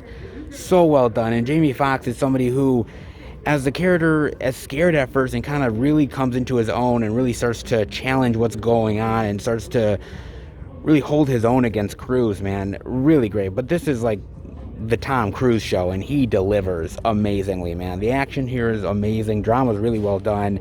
It's beautifully shot with sort of the club scenes and the neon stuff, the cityscapes. Beautifully well done, man. And it's Michael Mann. I mean, come on, man. Michael Mann, for God's sakes. He's done so many really great things. I mean, The Keep and Heat and so many other really great movies. Manhunter. He did Manhunter, man. That was awesome. He's a really fantastic filmmaker, dude. And this is honestly one of Michael Mann's best films. Clearly, absolutely amazing, guys. I mean, if you've never watched Collateral, it is worthy of at least a watch, man. But once you watch it, it is really good, man. Honestly, very, very well done. And honestly, one of Tom Cruise's best, dare I say, man. And you do get commentary, the making of Collateral, deleted scenes with commentary, rehearsal footage, visual effects, and more. Not bad, actually. And again, man, badass Tom Cruise, awesome Michael Mann directing, and cool-ass Jamie Foxx. I mean, really, what more do you need? Well, look what we have here, baby. The Smiley Face Killers, the Blu-ray digital for $14.99. I am so happy to see this here. Seriously, beyond words, man, because I didn't think we were actually going to see it this week. I mean, it's too violent for Walmart, and if it's too violent for Walmart, we definitely weren't going to see it over at Target. So our last best hope happened to be Best Buy, and the beast delivered. Not bad, man. Now, I got a chance to watch this on Amazon Prime, and the reason why I wanted to watch it, actually a couple reasons, truth be told. One, everybody said Crispin Glover does a really great sort of dark, twisted turn in this movie, so I'm like, hey, I love Crispin Glover, so okay, that's a sell. And then it's inspired by true events, and so I'm like, okay, that kind of intrigues me. So there was two very interesting things for me to kind of look forward to. Now, basically, the movie is about this college student, young guy who seems to have the world ahead of him. I mean, he's good looking, he has a beautiful girlfriend, great friends, amazing opportunities that seem to be given to him, very popular. There's a lot of things that really are going his way. But there's one thing that is not going his way, and it seems like somebody is trying to creep on him and stalk him, and he doesn't quite understand what's going on and who would be doing that. And slowly but surely, he's realizing that this person or people are not just out to stalk him or creep on him, they're actually out to kill him. And it's his journey just to try to survive these people and figure out what in the fuck is going on here, man. So this is part of the killer stalker genre, and I do really love that genre. I think it's really quite unique and can be really disturbing at times. I mean, movies like The Strangers and Hush and so many other really great titles out there. And it's got a really great idea behind it, and it could have been really effective. But it kind of falls flat on its face. It really does, man. And I hate to say that. I mean, it's not downright terrible, because there is a lot of redeeming values here. I mean, first of all, Crispin Glover is great here. I think Crispin Glover is awesome. And actually, I think all the killers are really interesting of trying to sort of spin this narrative of why they're doing what they're doing. You know, taking this sort of cult-like approach to this sort of reasoning why they have to kill these people in the first place. I think it's really disturbing, and it's very fascinating, and I really did like that aspect to it. Overall, the acting is honestly not half bad. It's actually pretty decent, and the whole stalking and creeping aspect to it actually really works. It's really unsettling, and it sort of gets to you. You feel a certain sense of uneasiness. So I think that aspect to it works, but the rest of it really kind of let me down, man. I mean, the movie at times is kind of a bore, because the movie is a little over an hour and a half, but you don't really get to dive into the killers until an hour into the movie. I mean, seriously, it's an hour into the movie before you ever really start to, and that's a damn shame, man. I mean, the creeping and stalking are cool, but that only gets you so far. You really have to start diving into the killers at some point, or at least see more of them, and the movie is over halfway done before you ever really even get a chance to do that, which is a damn shame. And honestly, the other problem is that, look, as I said, the acting is really good, but the guy who plays the main lead here, I think his last name is Rubenstein or something like that. I believe he's really popular through social media, Instagram, TikTok, stuff like that. I know he has a really big female fan base, from what I gather. And this movie, like, there's moments where he just gets naked for naked's sake. Like, he just has a random sex scene because why not? I guess you have to please his female fan base, and he's just taking his shirt off constantly. Okay. Does it have anything to do with the plot? No, not exactly. He's just, why not? He's a good-looking dude, and, we got to satisfy the female fan base. So, okay, great. And some of these characters are really stupid at times. Some of them, like, clearly this van is sort of going around the campus constantly. It's all around this guy, and yet nobody notices it at all. People seem to just ignore it. I don't get it. And sometimes you realize that it's like sometimes these characters, yes, there's a lot of stupid characters in horror anyway, but these characters just feel like naive for the sake of being naive. And the killing's not even really all that good either. A lot of the stuff is actually off screen. You don't really get to see most of the stuff anyways. A lot of it is just suggested. There's like one or two things that you kind of see a brief glimpse of, but the violence really isn't all that brutal or crazy gory. So to say it's violent for Walmart is really stupid, because I don't see it. I really don't. I mean, it's kind of tame, all things considered. I mean, it really honestly is.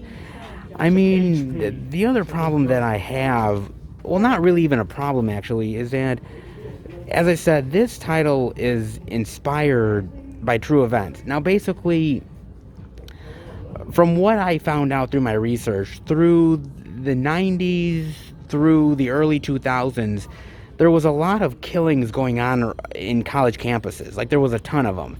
And it was really white, privileged guys who were getting killed. And what would happen is that they would be drowned in the ocean or whatever like that, and police would find them. And what they would find, actually, somewhere far away from the crime scene, is that they would see, whether it's on a rock or on a wall, didn't name it, it was basically a smiley face, is what they would find, is this smiley face. And there's a group of investigators that are basically saying that there's a connection here. There's a connection with a group of killers out there who are killing these young, privileged white men and getting away with it. And it's a whole network of killers. Now, some people have gone out of their way to say that they don't believe that there's no real connection to it, and it's just a far out theory. But there's some people who say that it is possible, and there is some evidence to support it. It's a fascinating and interesting theory, and when I was diving into it, I was really creeped out by it.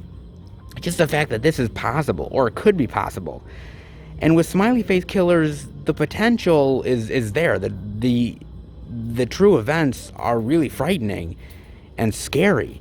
And smiley face killers doesn't really take advantage of that, unfortunately. And it's a real damn shame, man, because the idea is killer. The idea is great, and there's a lot of opportunity for some really scary and frightening things, but I think you would be better off watching a documentary on the smiley face killers than actually watching this movie, because I think you'd get more creep factor out of that than you would this. So this movie had a good idea behind it, and it had a chance to be really unsettling and just really disturbing, and I think it kind of falls flat. It doesn't hold up to movies like The Strangers and other ones within the genre. I mean, even a movie like The Rental, I think The Rental's a little bit better than Smiley Face Killers, to be honest with you. It has a good idea. It has an idea that could really, really work. I mean, you have really, really great people here. You have Bret Easton Ellis, who wrote American Psycho and Less Than Zero. You have Tim Hunter, the director who did River's Edge. I mean, those are really great movies. And the two of them combined you would think it's a no-brainer that they'd make such a really amazing film. And it kind of falls flat, unfortunately, because I just don't think that they mine the material for all it's worth. And I thought that the story, even though the killers are fascinating, everything around it just kind of meanders and goes nowhere. It's really unfortunate, man. I mean, it had the opportunity, had potential, I should say, but it falls flat. It really does, man. Now, do I believe the smiley face killer theory? What I will say, guys, about the theory is that I believe that anything is possible. And I truly believe that, man. I mean, look, we live in the age of the internet. We live in the age of the dark web. Who's to say that people can't come together on the internet and form some sort of pact to kill people? I don't see why that couldn't happen. I mean, I hope it doesn't, but it's possible. I mean, with so much messed up stuff on the internet these days and all these crazy cults and things going on in life, I don't discount the theory. Is there enough evidence to say it's true? No, but never say never. And let me tell you something. I am glad I am not a popular or privileged white guy, because I don't want these motherfuckers coming after me at all. Trust me, the smiley face killers can stay away from my ass. And hey, in this movie, trust me, guys, I think this would probably give the smiley face killers a bad name. You do have behind the scenes with cast interviews and trailer gallery, some interesting stuff. Would have loved to seen a commentary here, but the movie's decent. It's not terrible, but there's a lot of potential and opportunity that is just missed here. And as far as killer stalker movies go, this is more on the middle range average list. There's a lot that are way worse, but trust me, there's a lot that are way, way better. And it's time to get our ass to Mars with the 4K Blu-ray digital of Total Recall for $14.99. Now that is a great goddamn price for a 4K upgrade. That is what 4K upgrade pricing should be, baby. That is fantastic of a price for this. That's a steal, man. And the 30th anniversary edition of Total Recall. Man, has it been that long? Shit. Time flies, man, with a little sci-fi Arnold goodness, man. And goodness gracious, is this film fucking awesome, man. This is so great. God, this movie's amazing. I love this film so much, man. God. The weird sci-fi premise of Mars, the air, being toxic, the weird sort of creatures and special effects, the great Arnold one-liners, which is really amazing. Consider that a divorce. Or one of my best ones, welcome to the party, Richter.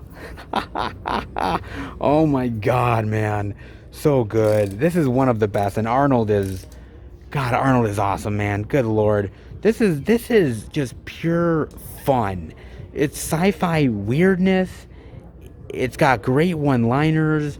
As I said, the special effects with the weird sort of creature stuff, whether it's the guy that is like the baby is like attached to him, really, really visually unique and interesting, right down to the three-breasted chick. Hello, kind of made me wish I had three hands. Just saying, like, there's a lot of things here that is just really wonderful, just eye-popping visuals, fantastic 80s style action. Schwarzenegger let's be real. Schwarzenegger was one of the best anyways as far as the action department is concerned, but with Total Recall, just another level, man. I just love the story of this guy who is apparently this crazy secret agent double-crossing people, and there's this mission that he has to get done, and saving the world from this evil corporation. And what's really interesting is that you don't really know at the end of the movie whether it was all real or whether it was all in his head as part of, when he was going in and getting his sort of brain, mixed around with that machine, like, you don't really know. And they don't really even answer it. So it could have been real, it could have been fake. Seriously, you no idea, man. I mean, but it's just fascinating, and just the crazy weird stuff in this movie, like just that scene with the old woman, and like Arnold is inside it, and the head like pulls apart. Weird stuff, man. But really fascinating. I mean, it's Paul Verhoeven, and Paul Verhoeven is just a wild director, man. He's done some wild stuff. Whether it's oh Lord, whether it's like Showgirls, which is amazing, and some of the other crazy shit that he's done, dude. I mean, RoboCop. I mean, he knows how to do sci-fi and action and blend it in a really unique way. And he does a great job with Total Recall, man. It's awesome. And this was just a really great time for Arnold, man. I mean, Running Man and Total Recall on the Terminator franchise, and just, you know, Kindergarten Cop. He was just on a roll, man. He was. It's just a really great time for action cinema in the 80s, a really great time for Arnold. Just a really stunning film by Paul Verhoeven. And the story is wild, and the characters are even wilder, man.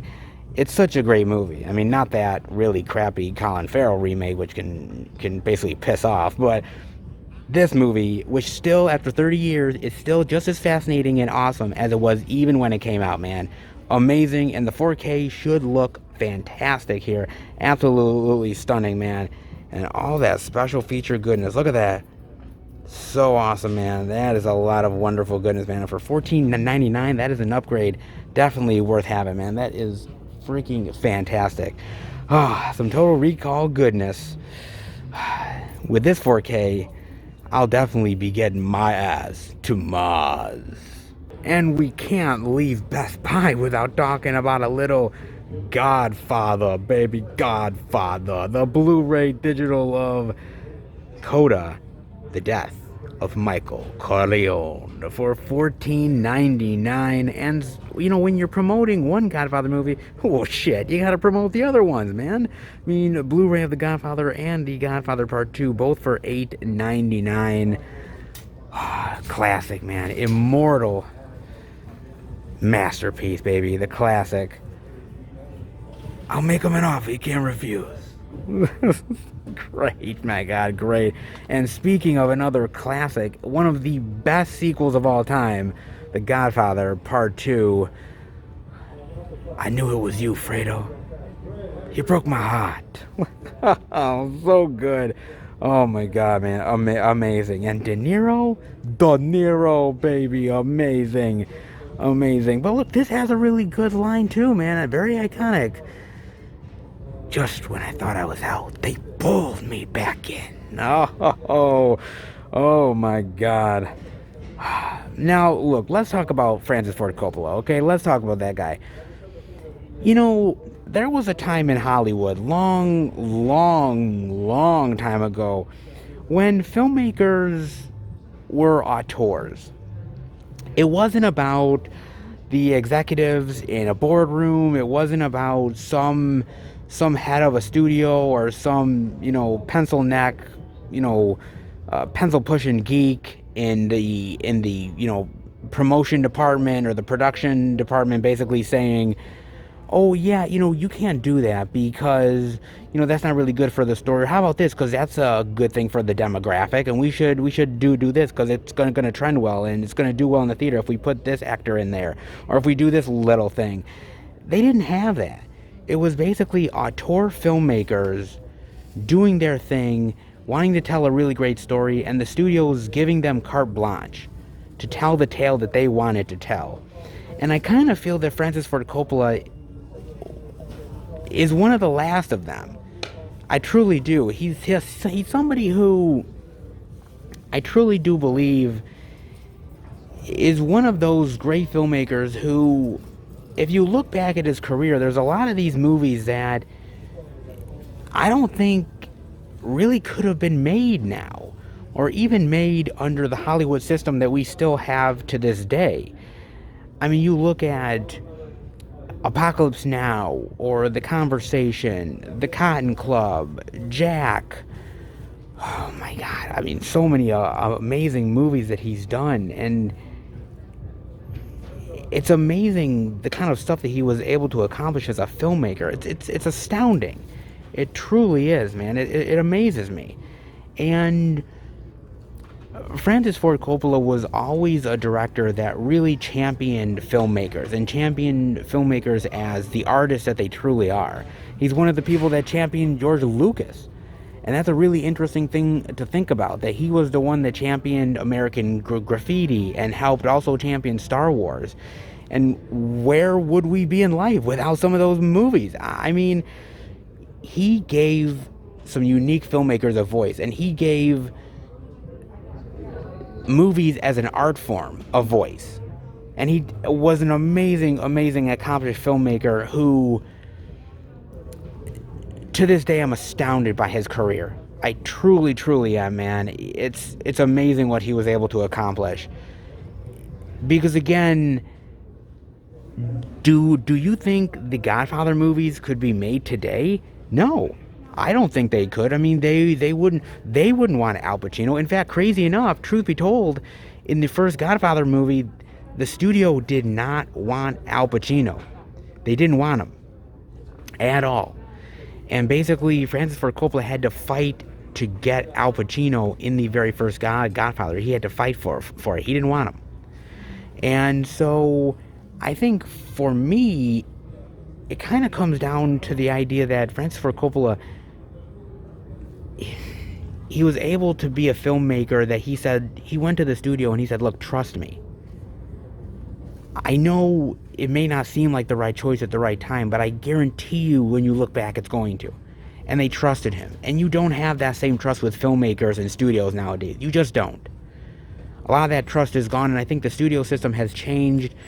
Whether it's changed for the better or the worse, that's a whole nother discussion to have. But Francis Ford Coppola is and was truly one of the last sort of filmmaker auteurs that we will ever see. Because nowadays, you have to work with a studio. You have to end up like doing certain things that are going to make the movie profitable. Francis Ford Coppola didn't care about that. He cared about making the right movie and the right story. And God bless him for it. Truly, God bless him, man. And it's movies like The Godfather and all the other movies that he's done, Apocalypse Now and so many others, that there's a reason why he's still one of the best filmmakers of all time. Truly. It is, man. And these are movies that still stand the test of time to this very day, man. Truly. They do.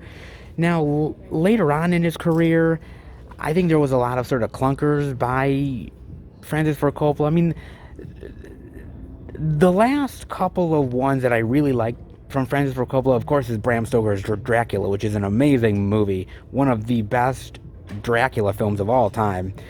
And The Rainmaker with Matt Damon. That's actually a really good lawyer drama that I actually really like. That's one of the last really good ones that he did. He did a lot of other ones after that, like Twixt, which was really kind of cheap and downright terribly acted and really just badly filmed. It's kind of surprising that the same guy that's made some of the Godfather movies made Twixt. But I mean, every filmmaker kind of falls off the wagon eventually, but I truly believe that it's the movies like the Godfather series and all the other films that he's done that have been successes that are truly going to last. Not the really bad ones, but the really good ones, man. And The Godfather, Coda, The Death of Michael Corleone is one of these movies that maybe people are going to reevaluate now, that maybe people are going to take a chance to maybe look back at it and say, maybe we didn't look at this in the best light. And I think that's the right thing to do. It's not a perfect Godfather movie. It's not The Godfather and The Godfather Part 2. But again, it was never meant to be. It was meant to be an epilogue to a story about this man and the tragedies of his life. And I think if you look at it in that context, it's really well done, man. Truly is, man. It really honestly is.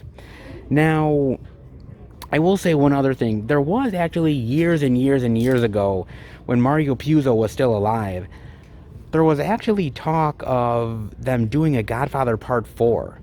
There actually was. There was a huge thing about it, I remember, about them thinking about doing a Part 4, and it was going to follow the Vincent Corleone character now that he's older and he's still the Godfather and the Don. And there was talk of like Leonardo DiCaprio being in it, and sort of them being in the drug trade and the drug war. There was a whole talk about that, and it never happened because of Mario Puzo's death, and Francis Ford Coppola didn't want to really do it because of that. It would have been really fascinating to have seen a part 4. But at the same time, I'm kind of glad we didn't get it.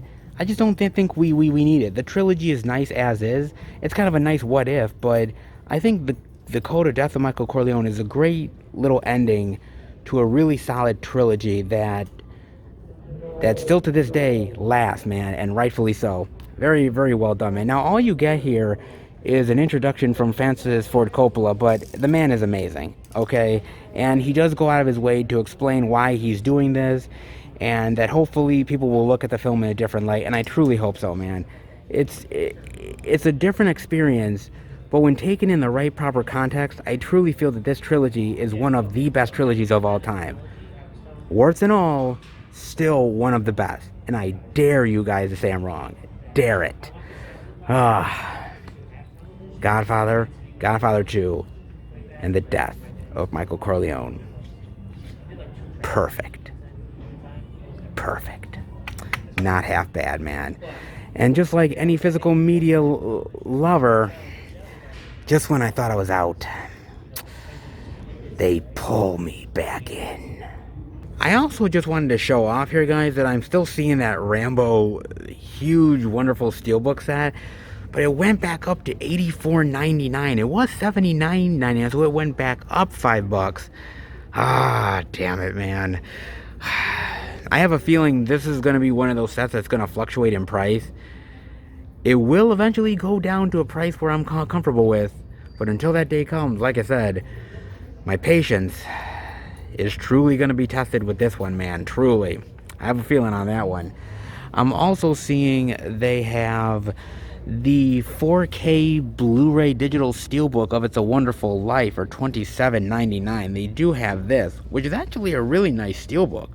It comes with a vintage mini poster as well. Huh. Really nice to have that, man. Very nice. Another holiday classic goodness, man. I'm kind of lukewarm on It's a Wonderful Life. I've never really loved it. Other ones like Christmas Vacation, Christmas Story, that's sort of my jam. It's a Wonderful Life never really got to me. But I know people really love it, watch it every single holiday, Christmas season. I get it. I'm kind of surprised it's never been fully remade.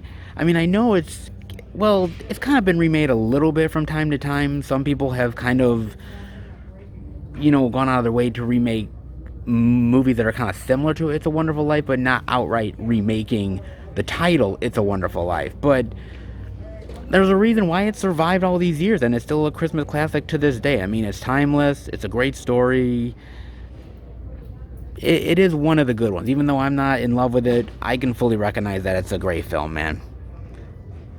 Not bad special features either.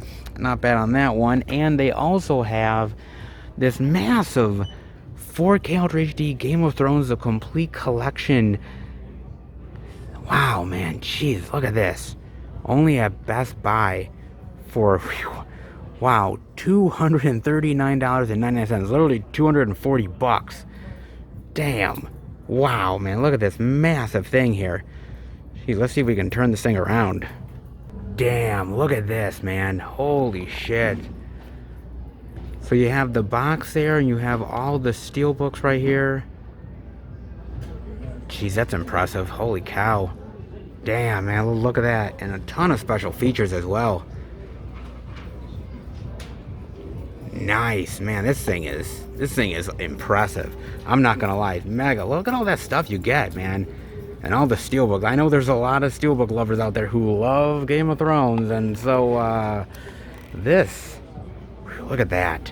That is mighty impressive, man. Like I said, I've only ever watched the first season, so for me, I kind of have to catch up, and I will eventually, well, hopefully, but for anybody who loves Game of Thrones and hasn't bought any of the complete sets yet, and there's not many of you, because a lot of people have already dived into collecting those sets, but if you haven't, man, what a massive, impressive set that is. I mean, you have the 4K, which is $181.99.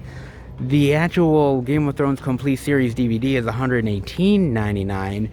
You still have this massive limited edition Blu-ray collector set, which is still incredibly impressive. That is $220.99.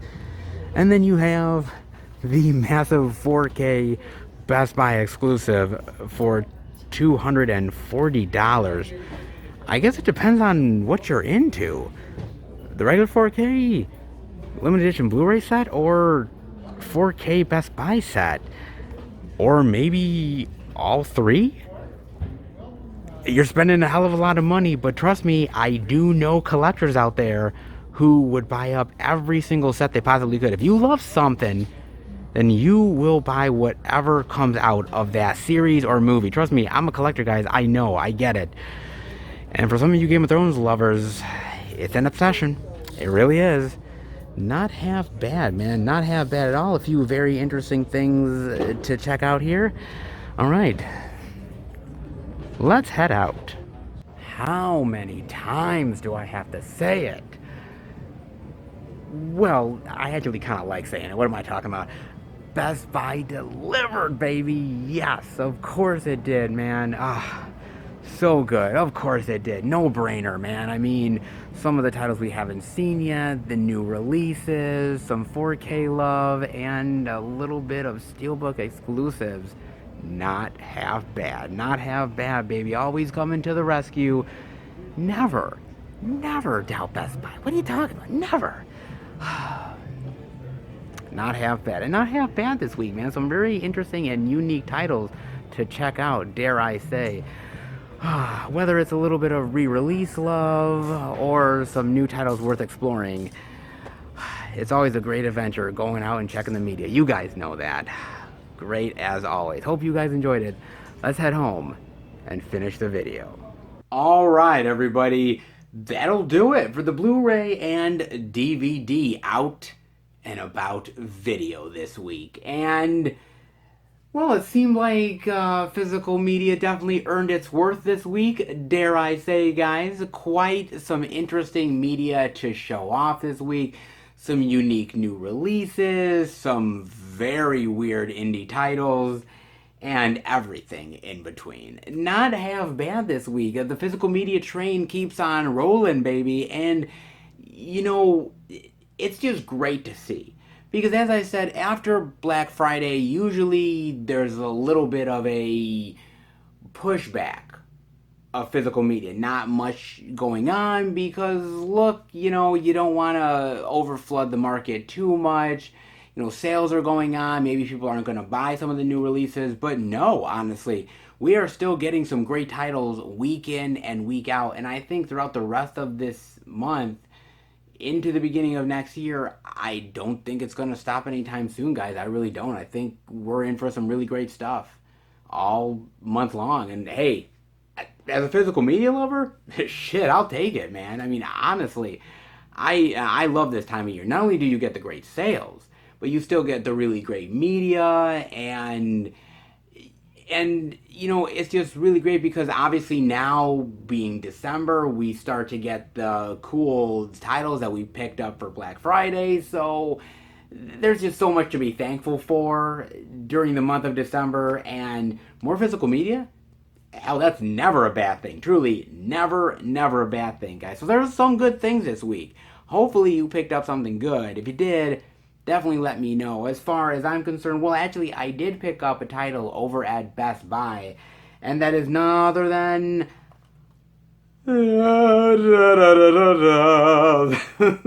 Godfather, Coda, the Death of Michael Corleone. Yes, oh my god. I had to pick this up, guys. Seriously, I am a huge fan of the Godfather trilogy. I do own it, actually. I own the Blu-ray of all three of the Godfather films. So I love this series. I truly do. I think it's one of the best trilogies ever. And this was such a unique and interesting new edit and a new, interesting, and different way to shape a an old school movie. And I love these type of new edits to stuff. It's, whether it's like Alien 3 or you know like the first Clerks movie. There's some interesting new edits and add-ons to old school movies that I always am really fascinated by. I'm not saying that they're better than the original movie. It's just very unique to take that original film and shape it into something different that kind of opens your eyes a little bit more. And The Godfather Coda was definitely that. I really enjoyed it, man. Truly, I did. I thought it's a very unique add-on to The Godfather Legacy. And also, at the end of the day, it sort of reshapes your thinking of this film and of actually the trilogy in general, which is really unique and interesting. So I again, really, I'm so thankful that this got a great Blu-ray release and people can buy it. People who love Francis Ford Coppola, people who love the Godfather series can sort of dive into this. As a Godfather lover, I just had to, man. I literally did. It's essential for me. So I'm glad to have it in the collection, baby. A little more Godfather goodness. And the age-old question of Godfather, which has still not been answered to this day. Leave the gun? Take the cannoli? Still not answered to this very day. Depends on whether you like guns or cannolis. Definitely let me know if which one you guys prefer. Not a fan of cannolis, so I guess I'll take the gun. Might come in handy. You never know. If I gotta fend people off against the physical media, they're getting a bullet, baby. Oh boy, so yes, I picked up that.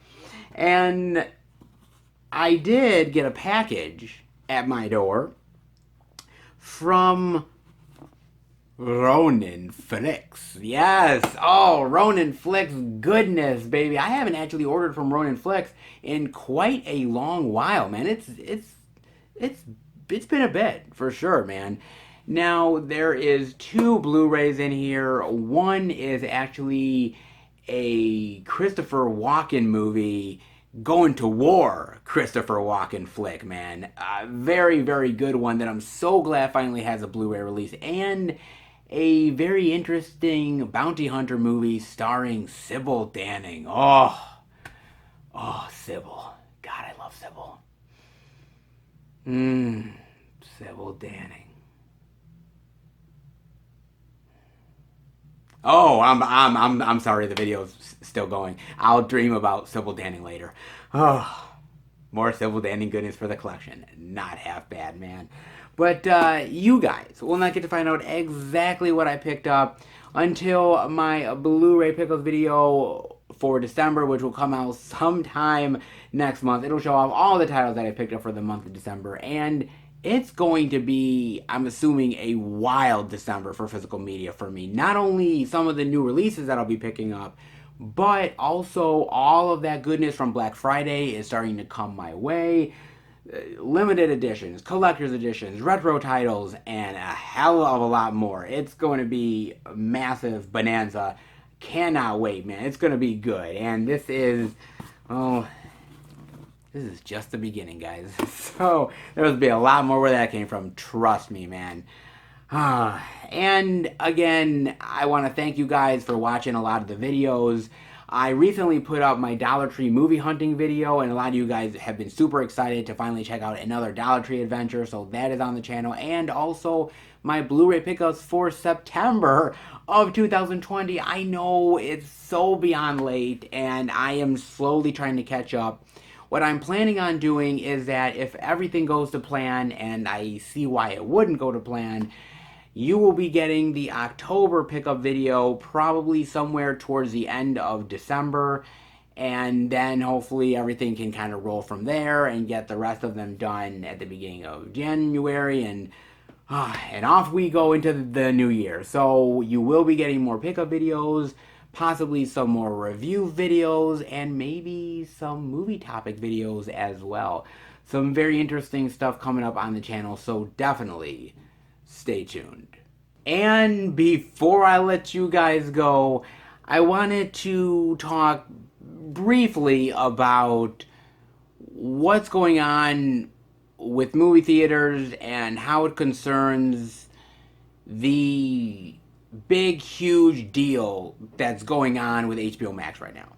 Now, I'm not going to dive completely into it because I'm actually going to save that for a separate video, guys. But what I will say is that right now, AMC and, Cinemark and Regal, you name it, everybody is pushing back on them. And everybody is saying to HBO Max and Warner Brothers, they're like, this is foul, this is wrong, this is terrible, we are gonna fight back on you, you can't do this, blah, blah, blah, and this.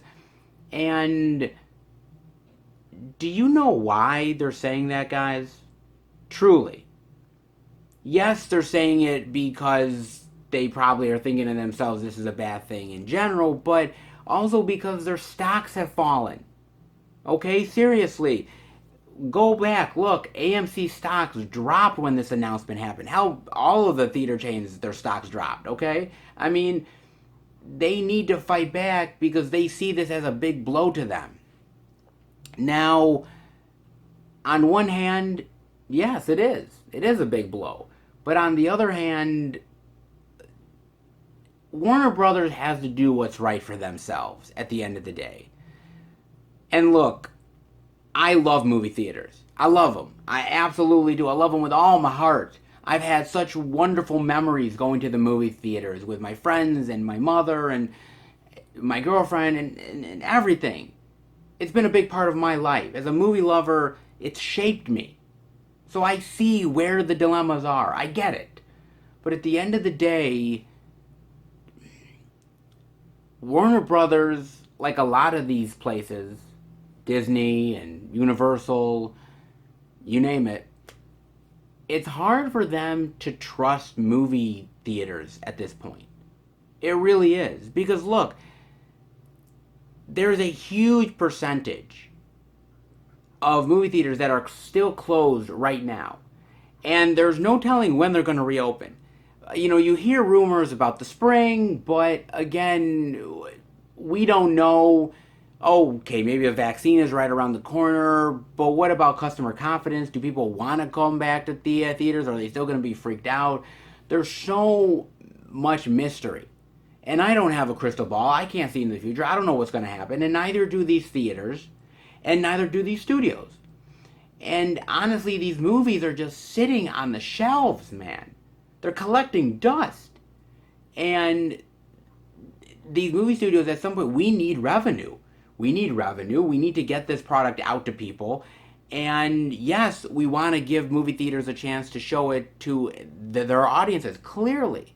But we cannot just depend on movie theaters. That just won't do. We have to put it in as many people's eyeballs as possible. And if that happens to be streaming as well along with the movie theaters, then that's what we're going to do. And that's the idea behind it. And, look, there was one time that movie theaters used to own the studios. And what I mean by own the studios is that literally the studios would not do anything without the movie theater's approval, right? Because movie theaters had the power. But now that's changing. And now the streaming services are becoming more prevalent. And with the COVID crisis, basically that timeline has just sped up dramatically. And so now movie theaters no longer have the power that they once did, even a year ago. And so, they can talk about how much, they're going to hem and haw about we're going to sue and we're going to attack them and, we're going to go after them, blah, blah, blah, whatever. We won't forget. You name it. They can say what they want to say. And they're more than welcome to. It's called freedom of speech. They can do it. But at the end of the day, you have to look at it from every single angle. And from the movie studios, look, they cannot depend on movie theaters alone for their profits. They just can't do it anymore. It's uncertain. It used to be a certainty, and now it's just not. And, you know, you can't keep on holding back these movies. You have to say to the movie theater market, you have to say, look, we are now setting a date for these movies. They are going to be on HBO Max regardless. We want them in your theaters. But if people are wanting to stay home and be safe rather than going to a movie theater, we still want to give them the opportunity to see these movies. So that's what we're going to do. We're going to cater to both crowds. Is that a bad thing? I don't necessarily think it is. But there's a lot of people out there that do and are pushing back at this hardcore. And I get it. I understand it. You know, you don't want to, you know, give streaming services control. And I don't think they're going to have all the control, but I think movie theaters have to learn, like us physical media lovers have learned, that you have to coexist with streaming to a certain degree. You just have to. It's just part of life now. You know, as much as I love physical media, I also stream. And I realize that. And there will be moments during 2021 that I won't want to go to the movie theater. Maybe that movie is not something I want to see on the big screen. But I'll watch it on HBO Max. And that's just the reality of the situation. And people are going to deal with that. And so, try as these movie theaters might, they have to accept the reality eventually. Whether it's willfully or whether it's kicking and screaming. But I think they just have to deal with the reality of the situation. They really do. And right now, they're fighting it tooth and nail. And eventually, they are going to lose. It's just how it works. It really does. I mean, I'm curious as to what you guys think. I really am. Maybe it's only going to be a 1-year thing. Maybe in 2022, everything goes back to 100% normality. But I highly, highly doubt it, guys. But definitely let me know. I'm dying to hear your thoughts on that one. And I hope you guys liked this video. If you did, definitely give it the thumbs up. And if you're new to the channel, welcome. Check out the other Blu-ray and DVD Tuesday videos I do. Check out the movie reviews with my friends. The movie hunting videos like Dollar Tree hunts, Blu-ray pickup videos, live streams, and much, much more. If you are a lover of movies and physical media, hit subscribe and become a part of the Film Fan Nation. I want to thank my subscribers. You guys are absolutely amazing and awesome. You lift me up. You give me great comments, wonderful feedback. Subscribe. It's amazing. I've always said that I have some of the best subscribers on YouTube, and I ain't lying, because you guys are really awesome. And so you give me the love, and I hope I give the love right back to you. So thank you so much. So if you like how I talk about movies and physical media, hit subscribe and keep up to date with everything I'm doing through Instagram, Twitter, and Facebook. Film Fan 108. Keep up to date with everything I'm doing, plus special pictures and videos I do from time to time on social media as well. Alright guys, well that does it for yet another Out and About video, and I will see you back next week for a brand new Blu-ray and DVD Out and About adventure. Take care everybody, and happy hunting.